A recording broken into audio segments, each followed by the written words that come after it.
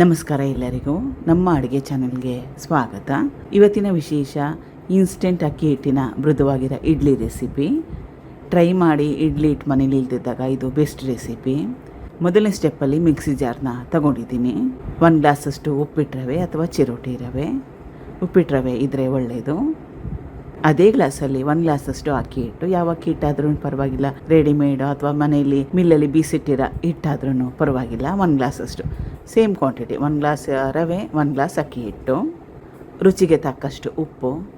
ಮುಚ್ಚಳನ ಮುಚ್ಚಿ ಈ 3 ಪದಾರ್ಥಗಳು ಅಂದರೆ ಅಕ್ಕಿ ಹಿಟ್ಟು, ರವೆ, ಉಪ್ಪು ಚೆನ್ನಾಗಿ ಮಿಕ್ಸ್ ಆಗಬೇಕು.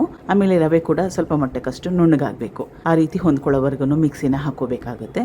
1 ರಿಂದ 2 ನಿಮಿಷ ಮಿಕ್ಸಿ ಹಾಕೊಂಡ್ರೆ ಸಾಕಾಗುತ್ತೆ. ಹಿಟ್ಟು ರೆಡಿಯಾಗಿದೆ. ಅರ್ಧ ಗ್ಲಾಸಷ್ಟು ಹುಳಿ ಮೊಸರು, 1 ಗ್ಲಾಸಷ್ಟು ನೀರು, ಚೆನ್ನಾಗಿ ಕಲಿಸ್ಕೋಬೇಕು.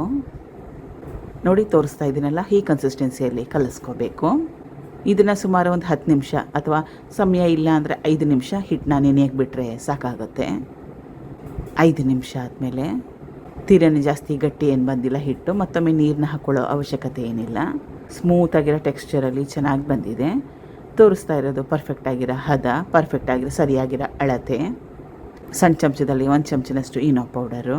ಇನ್ಸ್ಟೆಂಟ್ ರೆಸಿಪಿ ಇರೋದ್ರಿಂದ ಹಾಕೊಳ್ಳೋ ಅವಶ್ಯಕತೆ ಇರುತ್ತೆ. ಹಾಕೊಳ್ಳಿಲ್ಲ ಅಂದರೆ ಇಡ್ಲಿನ ಈ ರೆಸಿಪಿನೇ ಟ್ರೈ ಮಾಡೋಕ್ಕೆ ಹೋಗ್ಬೇಡಿ, ಚೆನ್ನಾಗಿ ಬರಲ್ಲ. ಈನೋ ಪೌಡರ್ ಮೇಲೆ ಸ್ವಲ್ಪ ನೀರನ್ನ ಹಾಕ್ಕೊಂಡು ಚೆನ್ನಾಗಿ ಕಲಿಸ್ಕೋಬೇಕು. ಹಿಟ್ಟು ರೆಡಿಯಾಗಿದೆ. ಇಡ್ಲಿ ಪ್ಲೇಟ್ಗೆ ಎಣ್ಣೆನ ಸವರ್ತಾ ಇದ್ದೀನಿ. ಸ್ಟೀಮ್ ಮಾಡ್ಕೋಬೇಕು.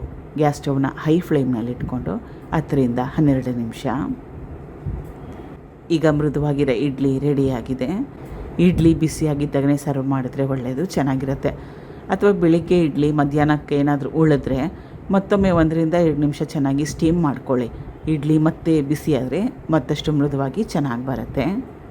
ಇಡ್ಲಿ ಹಿಟ್ಟಿಲ್ದಿದ್ದಾಗ ಒಂದು ಸಲ ಟ್ರೈ ಮಾಡ್ಬೋದು ಇದನ್ನು. Thank you for watching. ಧನ್ಯವಾದಗಳು.